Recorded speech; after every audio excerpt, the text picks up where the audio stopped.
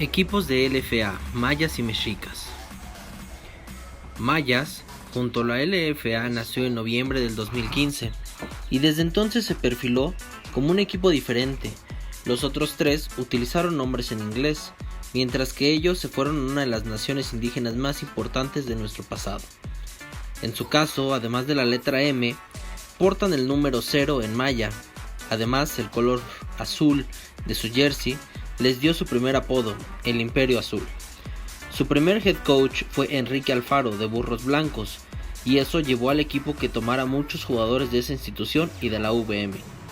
Inmediatamente demostraron que era un equipo y el más preparado para el nivel profesional. Con un buen planteamiento y mejor ejecución, comenzaron a deslumbrar a los primeros aficionados de la LFA. Los jugadores que comenzaron a destacar fueron su quarterback, Marco García, de quien ya hemos escrito en capítulos anteriores, su running back, Omar Cojolum, y su receptor, Josué Martínez. Sobre Omar pudiéramos escribir muchas cosas, entre otras que quizá en su momento era el mejor jugador de la liga. En su trayectoria colegial estuvo con los Linces de la UVM, y a pesar de ser un equipo mediano en la ONEFA, Cojolum logró ser seleccionado al Tazón Azteca, donde fue nombrado como jugador más valioso. Bajo el sistema del coach Alfaro, Omar logró explotar todo su talento y tiene varios récords históricos, como ser el primero en anotar un touchdown en la liga y en el Tazón México. Fue tal su nivel que se comprobó en la liga canadiense, pero sin mucho éxito. Por parte de José Martínez, receptor proveniente de los Burros Blancos del IPN, inmediatamente logró una gran conexión con García y se convirtieron en la dupla temible en su momento. Fue el mejor receptor de la LFA. El otro receptor no determinaba en nada. Se trataba del estadounidense Aaron Williams. En el otro lado ofensivo, ya hablamos, pero en el lado defensivo también destacaban porque estaban plagados de grandes jugadores, como los linebackers Edgar White y Lenin Ortiz, y los backs ofensivos Jordi Saldaña y Jonathan Tinajero. Comenzaron arrasando la temporada inaugural en el 2016, hasta que fueron frenados por Raptors, y en el último juego por Eagles. Aún así se clasificaron al Tazón México contra Raptors, lo cual gestó una gran rivalidad entre estos dos equipos. Se esperaba un juego más parejo, pero la calidad de la defensiva, que forzó varios intercambios de balón, así como Cojolum, que tuvo una escapada de largo yardaje, y la constancia de Josué Martínez durante todo el partido, hicieron que los mayas fuera el primer campeón de la LFA con marcador 29-13. Martínez fue seleccionado como el MVP del Tazón México. Para el 2017 ya eran el mejor equipo y quizá el ejemplo a seguir de todos los demás de la LFA. Aparecieron dos nuevos equipos, Fundidores de Monterrey y Dinos de Saltillo. Además, Mayas fue el primero en tener un franquiciatario y una afición ya muy consolidada. Inclusive contaban con las mascotas Muk, un quetzal que representaba la cultura maya. Para el resto de los equipos, Mayas era el rival odiado, pero aún así lograron acabar 6 ganados y una sola derrota. En la semifinal se encontraron a los Eagles, a quienes derrotaron fácilmente para llegar a la gran final contra los sorprendentes Dinos de Saltillo, que habían derrotado a Raptors en la semifinal. Muchos creían que el Tazón México 2, los mayas ganarían fácilmente, pero Dinos dieron una fiera batalla y vendieron cara a la derrota. El Imperio Azul venció 24-18 y Marco García fue nombrado el MVP con una actuación brillante. Así, Mayas se convirtió en el primer bicampeón de la LFA y hoy día, a pesar de no haber participado en las últimas temporadas, sigue siendo el equipo con más campeonatos en la historia. En el 2018, todo pintaba para un tricampeonato, pero los Eagles, que a partir de ese año tuvieron una transformación para convertirse en mexicas, les pusieron un alto en la semifinal. Esto generó una rivalidad más al Imperio Azul y en la temporada siguiente llegaron nuevamente a las semifinales con sed de revancha. Ahora dirigidos por Francisco Chaparro, pero ahora se encontraron con unos explosivos Cóndors que los vencieron 18-13. Aunque lograron controlar la gran ofensiva, las armas de los mayas no salieron en su mejor día y quedaron eliminados. Además de los históricos, se sumaron nuevos jugadores como el receptor Jair Viamontes y Humberto Noriega. Desgraciadamente, el mejor equipo de la LFA fue obligado a tomar un descanso y desde la temporada 2019 no aparecen en el calendario. ¿Por qué el equipo más ganador y que fue ejemplo de la LFA tomó un descanso? Sigue existiendo, pero ¿cuándo volverán? ¿Podrán arraigarse en Puebla? Preguntas que podremos contestar seguramente en los próximos meses o temporadas. Mexicas. Al igual que mayas, nacieron en noviembre del 2015, aunque tenían otro nombre, se llamaban Eagles. Este equipo es el ejemplo de superación y saber rectificar el camino para evolucionar. En un intento de atraer a la afición de las Águilas Blancas del IPN, usaron el color rojo con una cabeza de águila en su casco. En ese sentido tuvieron éxito porque además muchos jugadores venían de esa institución. Con el coach Antonio Sandoval lograron 3 victorias y 3 derrotas. El equipo tenía calidad en su roster, pero faltaba mayor cohesión. Tenían a uno de los mejores receptores de la LFA, quizá el mejor, Guillermo Villalobos, de quien hablaremos más adelante, al explosivo running back Vladimir Araiza, provenientes de Pumas CU y Linces VM. Su quarterback era un histórico del IPN, Raúl Mateos, y era el legendario running back de los Borregos del TEC de Monterrey, Mario Castellán. El segundo año pusieron a José Campuzano como head coach y el equipo mejoró significativamente. Inclusive lograron derrotar en una ocasión a los mayas en una temporada regular y en el segundo encuentro perdieron de manera dramática. Araiza y Villalobos comenzaron a destacar en la liga y llegaron a la semifinal contra su contraparte prehispánica, en un duelo donde se habló mucho previo al juego y se esperaba un partido muy cerrado. Eagles cayó con un abultado 40-18. Nadie lo sabía en ese momento, pero ese fue el último juego en la historia de los Eagles. La temporada del 2018 sería histórica para el equipo y para la LFA. Los Eagles dejaron de existir, pero tuvieron una transformación total.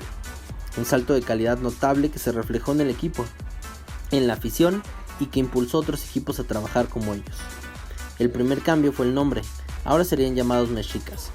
Simplemente con eso atrajeron a más aficionados y comenzaron a perfilarse como el equipo más chilango. Construyeron una identidad alrededor de la nación indígena más representativa de la Ciudad de México. Llevaban danzantes concheros a los juegos que se encargaban de animar a la tribuna y era un espectáculo verlos. Quemaban incienso de copal, sus redes sociales estaban plagadas de referencias mexicas. De hecho, se convirtieron en el mejor equipo en manejo de redes sociales al presentar highlights, entrevistas con los jugadores y todo en el contexto prehispánico. Otro cambio importante fue su uniforme.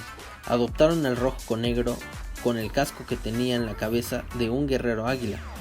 De hecho, jugaron con varias combinaciones de colores y visualmente tenían el mejor uniforme de la LFA. En lo referente a lo deportivo, trajeron al gran head coach Rafael Doc, que había sido campeón en UNEFA con el TEC Campus Estado de México, que ya había llegado al Tazón México con los Raptors y que ahora llevaría su talento para encargarse de los mexicas. Llegaron nuevos jugadores que reforzaron un plantel que ya había demostrado bastante calidad. El quarterback fue Ricardo Quintana, un carismático exjugador del IPN que se ganó el MVP de la temporada. Vladimir Araiza, que se convirtió en el mejor running back de la liga junto a Cojolum. Vladimir era un corredor muy veloz, elusivo y que no dudaba en arriesgar el físico para ganar yardas. Ese año rompió el récord de yardas ganadas en un juego con 148 y tiene el acarreo más largo de la historia con 71 yardas. El receptor más importante y que sin duda ese año fue el mejor de la liga era Guillermo Villalobos, proveniente del TEC-SEM. Villalobos siempre fue un gran jugador muy dominante, tanto por la seguridad de sus manos, su velocidad y su capacidad de ganar yardas tras atrapar el balón. Además es un jugador muy carismático y que se ganó la tribuna mexica. Su talento lo ha llevado a participar en la CFL, la liga canadiense, con los Ottawa Redbacks. En la defensiva tenían una línea muy férrea encabezada por el gigante Rafael Rojas y el ex maya Isaac Gil Hernández. El capitán era el linebacker surgido de las Águilas Blancas del Politécnico, Giovanni Carrillo, y a la defensiva secundaria era muy segura y en ocasiones era reforzada por Raúl Mateos, quien podía jugar como quarterback y como free safety. Mateos fue un estelar de las Águilas Blancas en sus años de colegial. Novato del año, jugador de año, ofensivo con más yardas acumuladas y varias selecciones al Tazón Azteca son solo algunos de sus logros. Este cambio fue la visión del Dr. Marco Antonio Conde, dueño de la Universidad del Conde en Coatepec, Veracruz, y que construyó un equipo de LFA hecho para ganar y trascender. En la temporada regular fueron dominantes y polémicos. Previo al partido contra los Dinos de Saltillo, los jugadores decidieron no viajar en forma de protesta por su compañero Mubalama Masilango, que se había lesionado el partido anterior y no recibió ninguna cobertura de gastos médicos. La LFA no negó el hecho, pero se defendió diciendo que sí existía la cobertura, pero por problemáticas administrativas no habían llegado al beneficiario. De esa manera, el equipo se ganó más un sector de la afición, que lo venían como rebeldes que luchaba por mejorar las condiciones de los jugadores. Pasaron a la semifinal contra los mayas y en un emotivo encuentro los derrotaron 27-17, poniendo fin al Imperio Azul. Como en la época prehispánica, había un nuevo imperio y había que someterse a ellos. El Tazón México 3 fue contra Raptors y tanto la defensiva como la ofensiva tuvo un juego brillante, como Villalobos, que fue seleccionado como MVP. Se encargaron de ellos para derrotarlos 17-0 en un estado de Ciudad de los Deportes prácticamente lleno. Fue un juego muy especial no solo para los mexicas, que alcanzaron lo más alto en su primer año de transformación, sino para la LFA, porque jugaron en ese recinto, que significaba retomar un espacio histórico para el fútbol americano y que se había anunciado sería su último evento. Aunque esto afortunadamente no se cumplió, también porque demostraron que la LFA había crecido con el cariño de la afición mexicana, que asistió al estadio y demostró el arrastre que tiene la liga. Increíblemente, y sin que sepamos aún las razones, el Dr. Conde fue separado de la liga, lo que significó un gran golpe para la franquicia. El siguiente año muchos jugadores se fueron con el veracruzano a su proyecto Mexica de Fútbol Arena, tema del cual hablaremos en otro episodio, y los mexicas de la LFA comenzaron un periodo de reconstrucción. El 2020, que solamente se jugó media temporada, Mexicas había levantado el nivel de nuevo, especialmente por su defensiva, que reforzaba por jugadores norteamericanos, por el linebacker Miguel Canseco de la UVM y por el cornerback Jerónimo Arzate, proveniente de los Pumas CU. Para muchos, Arzate es el mejor en su posición en los últimos años en la ONEFA y fue un jugador de impacto inmediato, logrando varias veces intercepciones y quedando como líder de la LFA. Su partido más destacado fue el último antes de la pandemia, cuando le quitaron lo invicto al campeón vigente Condors y lograron 5 intercepciones al estelar quarterback Diego Pérez Arvizu. Actualmente el head coach es Héctor Toksky. Se reforzaron en la defensiva con Diego Magaña, ex Maya, y en la ofensiva regresaba Villalobos. Con esto se espera sean contendientes al título. Continúan con su identidad mexica y al ser el único equipo capitalino, se espera que las tribunas estén volcadas para apoyarlos. ¿Conseguirán otro Tazón México? ¿Tendrán otro año sorprendente como en el 2018? Sin duda, las respuestas vendrán en marzo.